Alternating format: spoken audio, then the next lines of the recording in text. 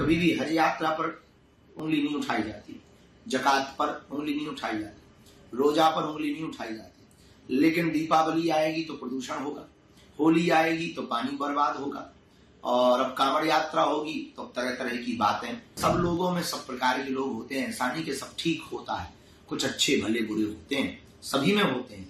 किसी जितने मजहब है उन मजहबों में भी अच्छे भले बुरे लोग हैं। अब कांवड़ यात्रा पर जो उंगली उठा रहे हैं, हमको तो लगता है निश्चित रूप से उनको मानसिक बीमारी है। महाराज, कांवड़ यात्रा को लेकर बयानबाजी कर रहे हैं मौलाना की कांवड़िया मांस लेते हैं, शराब पीते हैं, हुड़दंग करते हैं। इसको किस तरीके से आप देखते हैं इस बयान को? लगातार वर्तमान समय में सनातन पर टीका टिप्पणी करना बड़ा सरल हो गया है, सॉफ्ट टारगेट है सनातन। कभी भी हज यात्रा पर उंगली नहीं उठाई जाती, जकात पर उंगली नहीं उठाई जाती, रोजा पर उंगली नहीं उठाई जाती। लेकिन दीपावली आएगी तो प्रदूषण होगा, होली आएगी तो पानी बर्बाद होगा, और अब कांवड़ यात्रा होगी तो तरह तरह की बातें।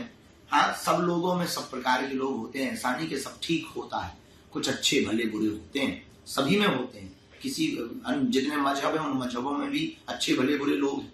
उसी प्रकार सब समाजों में, सभी वर्गों में, सभी लाइनों में अच्छे भले बुरे लोग होते हैं।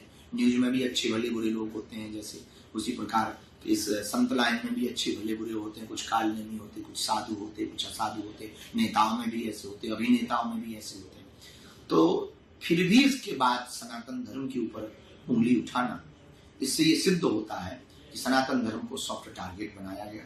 इस देश में सनातन धर्म से लोगों की आस्था उठे, सनातन में आपस में विद्रोह उत्पन्न हो, इसलिए बार बार टीका टिप्पणियां भगवानों के ऊपर, कभी मंदिरों के ऊपर, कभी त्योहारों के ऊपर, कभी सनातन की परंपरा के ऊपर की जाती हैं। अब कांवड़ यात्रा पर जो उंगली उठा रहे हैं, हमको तो लगता है निश्चित रूप से उनको मानसिक बीमारी है और वो विक्षिप्त है।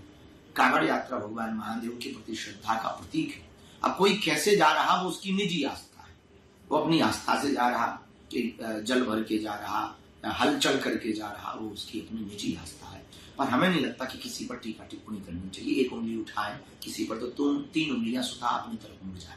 ऐसे मौलानाओं के लिए क्या मैसेज है बागेश्वर धाम पीठ से? हम उन मौलाना साहब को ये कहना चाहेंगे, उनके धर्म गुरुओं को, कि हमारी बात बहुत गंभीरता से है।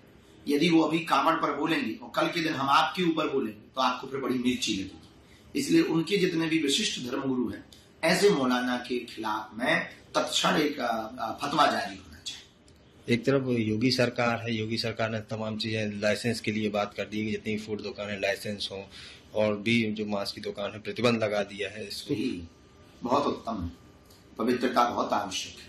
और हम कांवड़ में जाने वाले लोगों को भी प्रार्थना करेंगे कि अपनी सनातन परंपरा का मजाक न उड़े, इतनी सावधानी पूर्वक चलना, किसी के हृदय को ठेस न पहुंचे, इतनी सावधानी पूर्वक अपनी आस्था को लेकर चलना, हुड़दंग मत करना, और किसी भी प्रकार से सनातन धर्म के ऊपर प्रश्न चिन्ह खड़ा ना हो। तो बड़े सावधानी पूर्वक, बहुत गंभीरता पूर्वक, पवित्रता के साथ चलना, ताकि हमारे भगवान महादेव का मजाक का पात्र न बने।